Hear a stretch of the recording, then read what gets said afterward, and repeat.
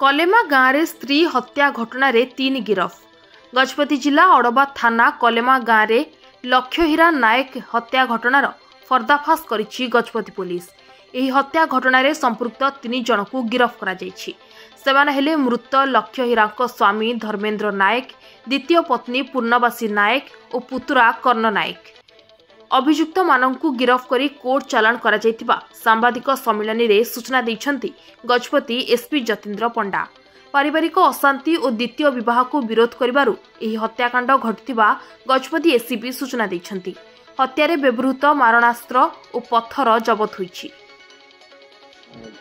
हमर अड़बा थाना अंतर्गत कालेमा गाँव रे धर्मेंद्र नायक बोली जने लोक रहंती। तांकर 3टी झील गोटे पुओ। परिस्थिति रे मध्य से आउ जड़े महिला सहित तांकर दीर्घ 2 वर्ष हम संपर्क गढ़ी उठिला। ताकि से आनिकी निज घरे मध्य रखिथिले।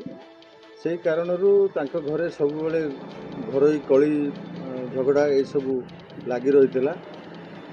गत 3 तारिख दिन तांकर जे प्रथम स्त्री लक्ष्यहीरा नायक एवं तांकर जने बड़ भौणी जे कि सही गाँव में बाहई से 2 जन जाक काम करने को जाइए। जंगल बिलरे काम करुले।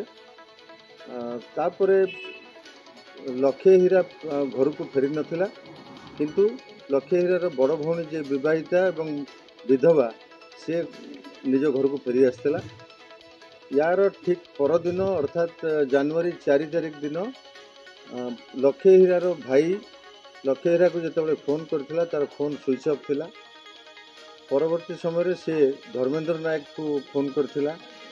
धर्मेंद्र नायक को जे मो भौणी कुआडे गला से बाबद पचारिथिला, किंतु धर्मेंद्र नायक सीधा सड़क मना करथिले जे मु किछि जानि नाही। यापरे से माने राति अंधकार रे मध्य विभिन्न आड़े खोजाखोजी करथिले, किंतु 5 तारिख दिन से माने गुगुलुमा नाଳ जो अच्छी से कालेमा गाँव अनति दूर रे सेठी तार मृत शरीर को लक्ष्यहीरार मृत शरीर को ठाब करथिले एवं परवर्ती समय से माने थाना रे इतला देथिले, जहाको भित्ति करी अड़बा थाना केस नंबर 4/2025 रे गोटे मकदमा रुजु कराइथिला।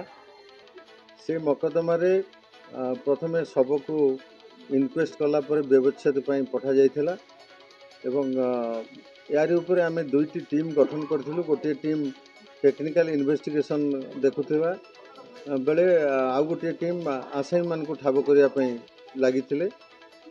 शेषरे आमे टेक्निकल एविडेंस एवं अन्यान्य पारिपार्श्विक परिस्थिति एवं पारिपार्श्विक एविडेंस को आधार करी आमे कन्फर्म होइतिलु जे लक्ष्यहीरा नायक जे मृत महिला तांकर स्वामी धर्मेंद्र नायक एवं तांकर जड़े पुतुरा करण नायक एवं जो द्वितीय स्त्री पूर्णवासी नायक ये 3 जाक योजनाबद्ध भाव में 3 तारिख दिन लक्ष्यहीरा को हत्या करथिले।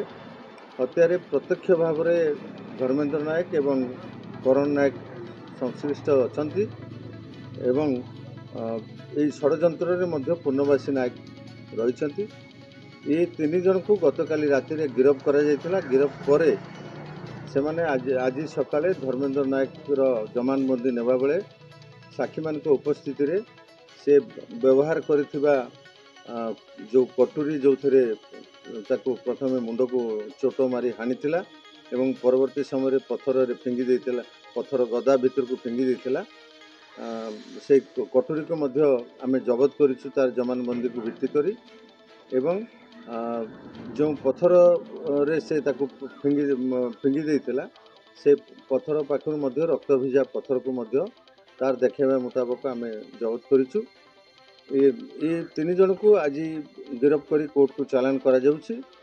या व्यतीत ये घटना रे आउ कहार संपृक्ति अच्छी से बाबद रे अधिक तदंत जारी रही। जदि एथिरे आउ किए संपृक्ति कहार थिबार जना पड़े तांको मध्य खूब शीघ्र गिरफ करा जिवो एवं कोर्ट चालान करा जिवो।